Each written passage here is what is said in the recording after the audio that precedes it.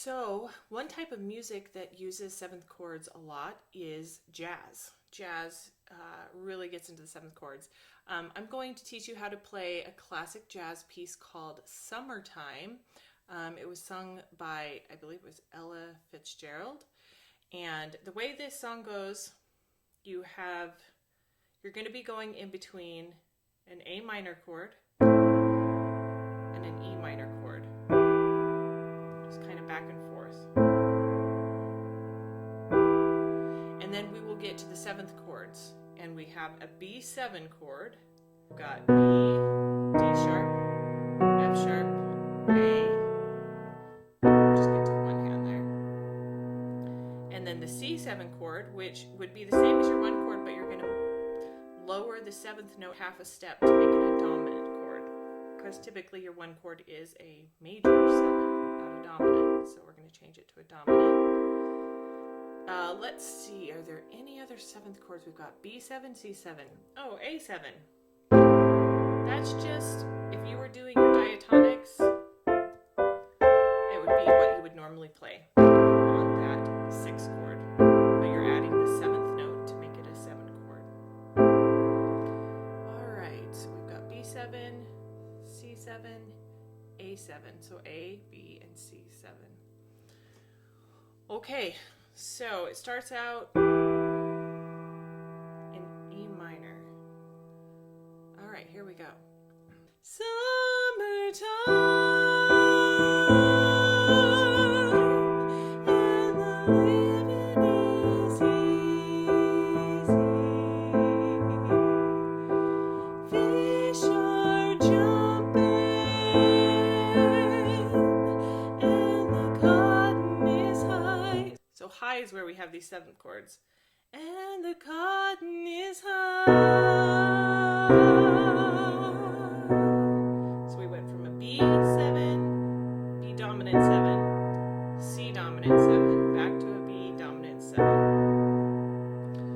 Your daddy's rich and your mama's good looking.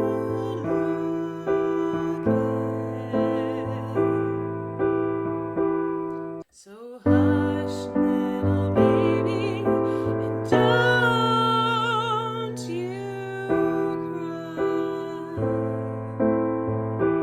So that last line there, we went to a G. So hush, and then to the A7, little baby, and don't you, and then back to E minor. You cry. One of these mornings, you're gonna rise up singing. Then you'll spread your wings and you'll take to the sky. So sky, once again, goes the B7, C7, B7. But till that morning, there's nothing can harm you. And back to the G. With daddy and mommy, your A7, mommy, standing by. All right, so here's the whole thing. This is by George Gershwin, by the way. Didn't mention that. Summertime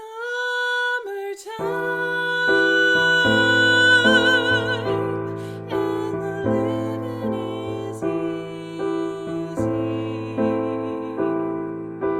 Fish are jumping and the cotton is high. Your daddy's rich and your mama's good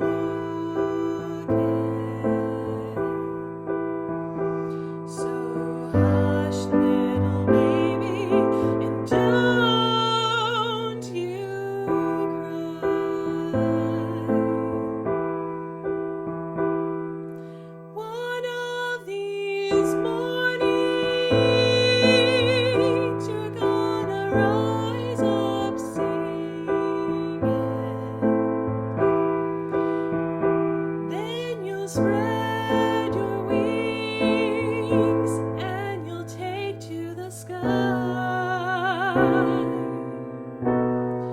But till that morning, there's nothing can harm you.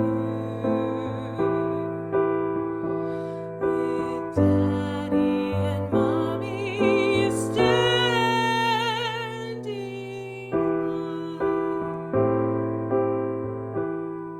So those seventh chords, they add such richness and interest and complexity to the music you play.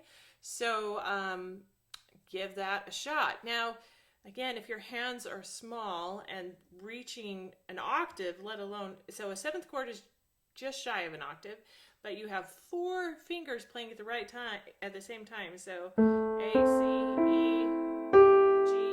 You can do it. It does take some getting used to and making sure you don't build up too much tension in your wrist when you play. But wow, they create some really fun music.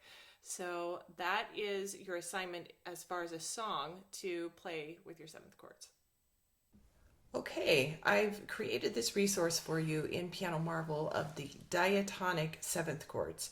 So you learned your diatonic triads, and then this will let you practice your diatonic seventh chords. I apologize for my voice. I have a cold. I know it sounds terrible. So I'll try to be as succinct as possible and move through this quickly. The high A on my piano is not registering right now, so it won't let me play. So I'm going to do it out of practice mode. So you'll hear my piano, but you won't really be able to see exactly what's going on with the keys. In the 1 chord, you have a major 7 in G major. 2 chord is a minor 7. The 3 chord is a minor 7. And just so you know, that F sharp that was in the 1 chord, it's also in the 3 chord, even though it's not written there. Anytime a sharp is introduced within a measure, it is going to be for all the notes for the rest of the measure that are that note. So every F will be sharp. So there's your 3 chord with an F sharp. The 4 chord is a major 7. 5 chord is a dominant 7. 6 chord is a minor 7. The 7 chord is a half diminished 7. And then you're back to your 1 chord, a major 7. And then you go back down. In your harmonic minor, E harmonic minor, your 1-7 chord is a minor major 7. Your 2 chord is a half diminished 7. Your 3 chord is an augmented major 7, and here again, that D sharp from the 1 chord, you're going to play D sharp in this chord as well. So there you have your augmented major 7, and then the 4 chord is a minor 7. The 5 chord is a dominant 7. 6 chord is a major 7. And the 7th chord has both the D sharp and the F sharp to be a fully diminished 7. And then the 1 chord again is a minor major 7. A really cool thing about diatonic 7th chords is that this pattern for the major diatonics is the same for every single major diatonics, whether it be C major or G major or D major, any major scale. The diatonics of the 7th chords will be major 7, minor 7, minor 7, major 7, dominant 7, minor 7, half diminished 7, major 7. And the same holds true for your harmonic minors. It's any harmonic minor is going to have the 1 chord will be a minor major 7, the 2 chord will be a half diminished 7, 3 chord will be an augmented major 7, 4 chord will be a minor 7, 5 chord will be a dominant 7, 6 chord will be a major 7, and the 7th chord will be a fully diminished 7. So that helps you to know that if you want to figure out what a chord is, as long as you know where it is in the diatonics for that, you can figure out its quality. And I also did this in C major and A minor, since you've been learning that as well. And you don't need to be able to read these because you know how to create them. I just created this in Piano Marvel so you can have something to practice and have feedback to know whether you're doing the right notes. But you really don't need to read the notes because you know how to create these based on what you've learned so far. But here are your diatonic seventh chords. You have your 1 chord, 2 chord, 3, 4, 5, 6, 7, back to 1. Now A minor has that G sharp in it, so you've got just the harmonic minor has that G sharp, so you have your 1 chord, minor major 7, 2 chord half diminished, 3 chord has that G sharp,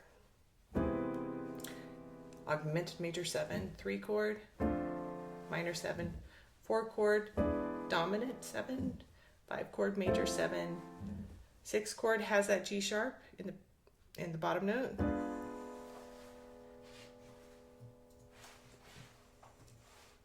That's your 7 chord. Your 7 chord has the G sharp in the bottom note. It's a fully diminished 7. Then you're back to your 1 chord, the minor major 7. So if you want to practice this with separating the notes, just instead of playing them all together, because it's a little more challenging to have the strength and coordination to play the 7th chords, you can play 1 note at a time, even 1 hand at a time, to just get used to all the notes that are in that chord until you feel comfortable playing the chord itself and then playing both hands together, the chords themselves. I mostly want you to understand how they're built and how you can create 7th chords. They're actually easier to play in inversions. So in the chord video we created back in January, we talked about inversions, and 7th chords can be inverted as well. And that's often how they're played, is in inversions. They're easier shapes for your hands to play sometimes. So you're welcome to play around with that as well. The 5-7 chord is the most common 7 chord that it's called the 5-7 chord because it's built on the 5th note of the scale and it's the 7th chord. It just happened to be a dominant chord, and that's a strong chord, I guess you could call it. So practice your 7th chords, get good at those, and you can use them more and more in your music.